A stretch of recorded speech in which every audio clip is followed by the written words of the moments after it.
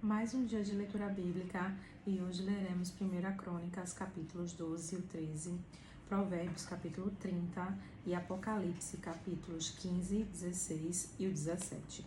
Amém? Antes de iniciar, faz uma oração, fala com o Senhor, pede discernimento e compreensão da palavra. Amém? Vamos lá? Estes, porém, são os que vieram a Davi, a Ziclag, estando ele ainda escondido, por causa de Saul, filho de Quis, e eram dos valentes que o ajudaram na guerra. Estavam armados de arco e usavam tanto da mão direita como da esquerda em atirar pedras e em atirar flechas com o arco. Eram dos irmãos de Saul, benjamitas.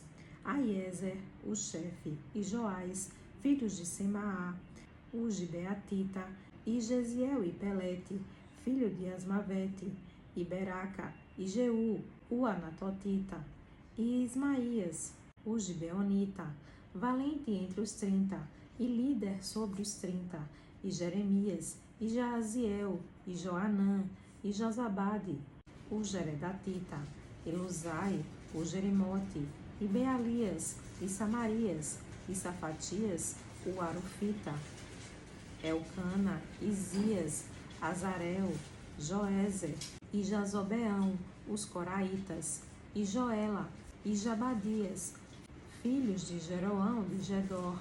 E dos Gaditas se desertaram para Davi, ao lugar forte no deserto, valentes, homens de guerra para pelejar, armados com escudo de lança, e seus rostos eram como rostos de leões, e ligeiros como corças sobre os montes. Ezer, o primeiro, Obadias, o segundo, Eliabe, o terceiro, Mismana, o quarto, Jeremias, o quinto, Atai, o sexto, Eliel, o sétimo, Joanã, o oitavo, Elzabade, o nono, Jeremias, o décimo, Maquibanai, o undécimo. Estes, dos filhos de Gade, foram os capitães do exército. O menor tinha um encargo de 100 homens e o maior de 1000. Estes são os que passaram o Jordão no primeiro mês, quando ele transbordava por todas as suas ribanceiras, e fizeram fugir a todos os dos vales ao oriente e ao ocidente. Também alguns dos filhos de Benjamim e de Judá vieram a Davi, ao lugar forte, e Davi lhes saiu ao encontro, e lhes falou, dizendo: Se vós vindes a mim pacificamente e para me ajudar, o meu coração se unirá convosco. Porém, se é para me entregar aos meus inimigos, sem que haja deslealdade nas minhas mãos, o Deus de nossos pais o veja e o repreenda. Então veio o Espírito sobre Amazai, chefe de 30, e disse: Nós somos teus, ó Davi, e contigo estamos, ó filho de Jessé. Paz, paz contigo, e paz com quem te ajuda, pois que teu Deus te ajuda. E Davi os recebeu e os fez capitães das tropas. Também de Manassés alguns passaram para Davi, quando veio com os filisteus para a batalha contra Saul. Todavia Davi não os ajudou, porque os príncipes dos filisteus, tendo feito conselho, o despediram, dizendo: À custa de nossas cabeças passará a Saul, seu senhor. Voltando ele, pois, a Ziclag, passaram-se para ele, de Manassés, Adna, Jozabade, Gediael, Micael, Josadabe, Eliú e Ziletai, capitães dos milhares dos de Manassés. E estes ajudaram a Davi contra aquela tropa, porque todos eles eram heróis poderosos e foram capitães no exército. Porque naquele tempo, dia após dia, vinham a Davi para o ajudar, até que se fez um grande exército, como o exército de Deus. Ora, este é o número dos chefes armados para a peleja, que vieram a Davi em Hebrom, para transferir a ele o reino de Saul, conforme a palavra do Senhor. Dos filhos de Judá, que traziam escudo e lança, 6.800, armados para a peleja. Dos filhos de Simeão, homens poderosos para pelejar, 7.100. Dos filhos de Levi, 4.600. Joiada, que era o líder dos de Arão, e com ele 3.700. E Zadok, sendo ainda jovem, homem poderoso, com 22 capitães da família de seu pai. E dos filhos de Benjamim, irmãos de Saul, 3.000, porque até então havia ainda muitos deles que eram pela casa de Saul. E dos filhos de Efraim, 20.800 homens poderosos, homens de nome nas casas de seus pais. E da meia tribo de Manassés, 18.000, que foram apontados pelos seus nomes para virem fazer rei a Davi.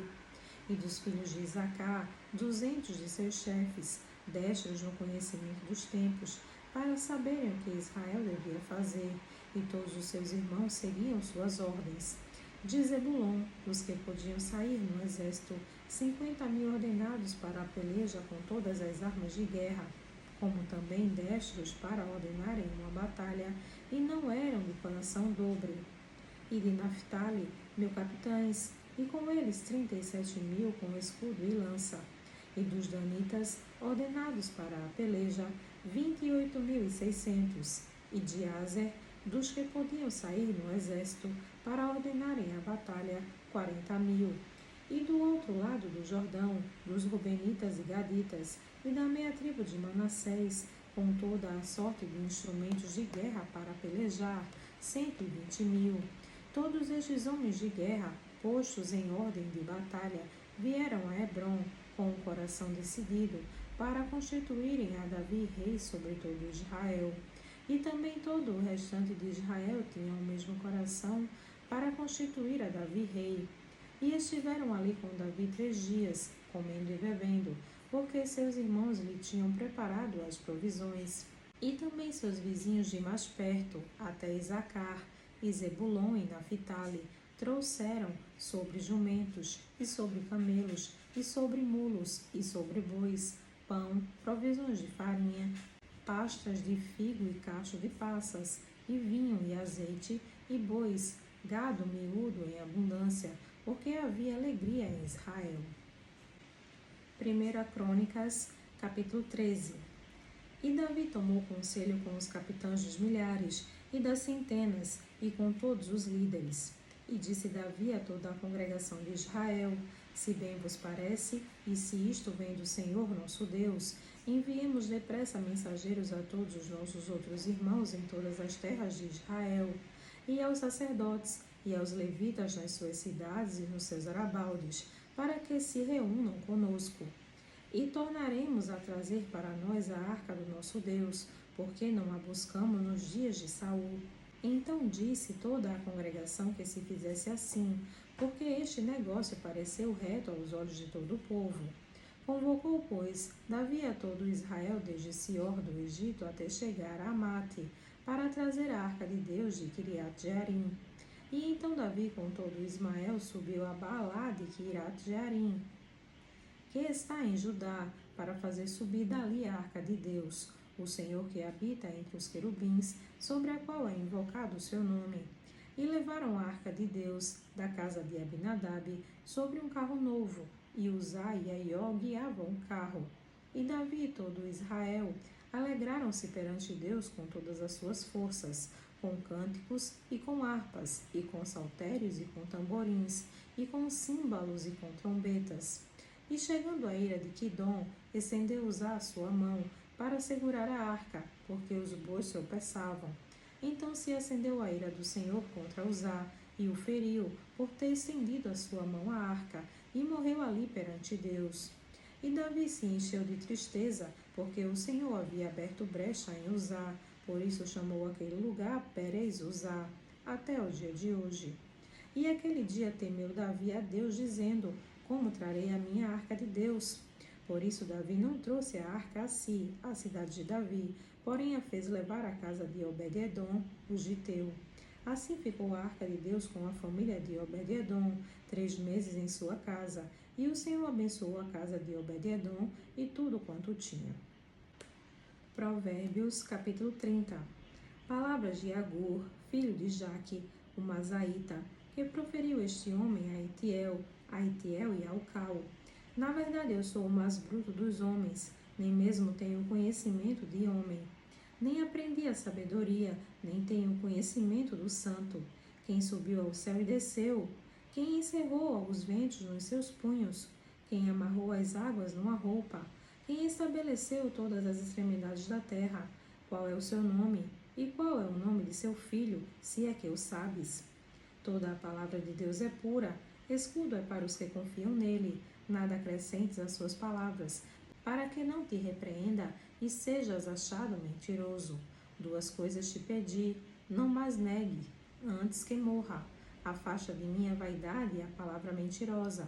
Não me des nem a pobreza nem a riqueza, mantém-me do pão da minha porção de costume, para que, porventura, estando farto não te negue, e venha a dizer, quem é o Senhor? Ou que, empobrecendo, não venha a furtar, e tome o nome de Deus em vão. Não acuses o servo diante de seu senhor, para que não te amaldiçoe e tu fiques o culpado. Há uma geração que amaldiçoa seu pai e que não bendiz a sua mãe. Há uma geração que é pura aos seus próprios olhos, mas que nunca foi levada da sua imundícia. Há uma geração cujos olhos são altivos e as suas pálpebras são sempre levantadas. Há uma geração cujos dentes são espadas e cujas queixadas são facas, para consumirem da terra os aflitos e os necessitados dentre os homens. A sanguessuga tem duas filhas, dá e dá. Estas três coisas nunca se fartam, e com a quarta nunca dizem, basta. A sepultura, a madre é estéril, a terra não se farta de água, e o fogo nunca dizem, basta.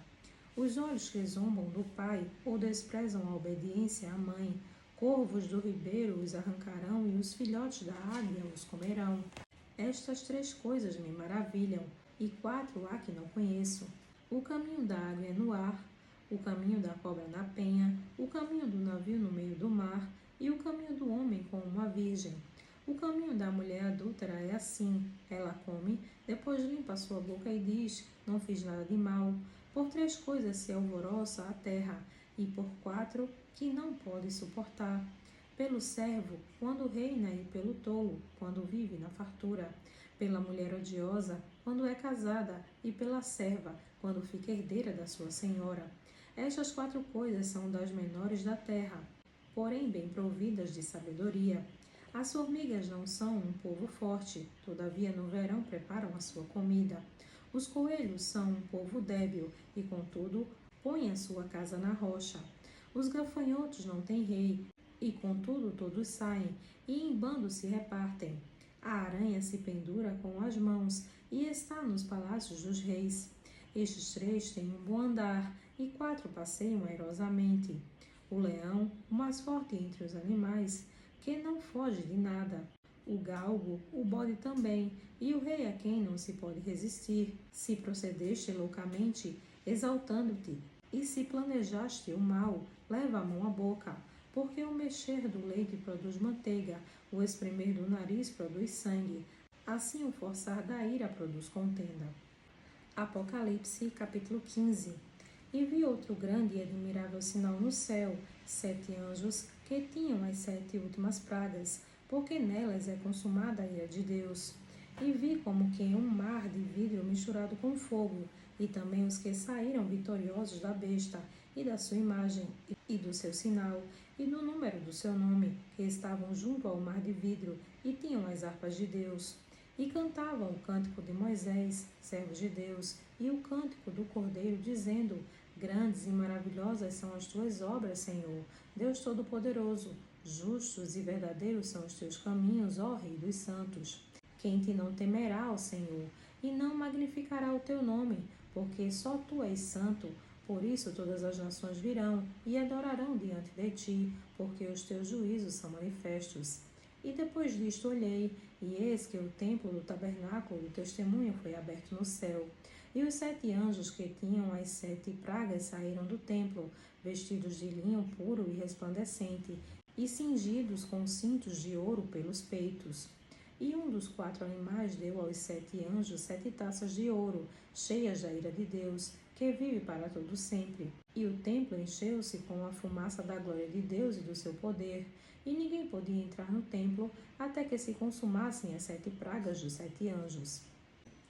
Apocalipse, capítulo 16. E ouvi, vinda do templo, uma grande voz, que dizia aos 7 anjos, ide, e derramai sobre a terra as 7 taças da ira de Deus. E foi o primeiro, e derramou a sua taça sobre a terra, e fez-se uma chaga má e maligna nos homens que tinham o sinal da besta e que adoravam a sua imagem. E o segundo anjo derramou a sua taça no mar, que se transformou em sangue como de um morto, e morreu no mar toda a alma vivente. E o terceiro anjo derramou a sua taça nos rios e nas fontes das águas, e se tornaram em sangue. E ouvi o anjo das águas, que dizia: Justo és tu, ó Senhor, que és e que eras e que hás de ser, porque julgaste essas coisas. Visto como derramaram o sangue dos santos e dos profetas, também tu lhes deste o sangue a beber, porque disto são merecedores.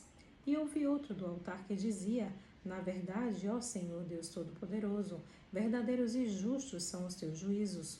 E o quarto anjo derramou a sua taça sobre o sol, e foi-lhe permitido que abrasasse os homens com fogo. E os homens foram abrasados com grandes calores, e blasfemaram o nome de Deus, que tem poder sobre estas pragas, e não se arrependeram para lhe darem glória. E o quinto anjo derramou a sua taça sobre o trono da besta, e o seu reino se fez tenebroso, e eles mordiam as línguas de dor.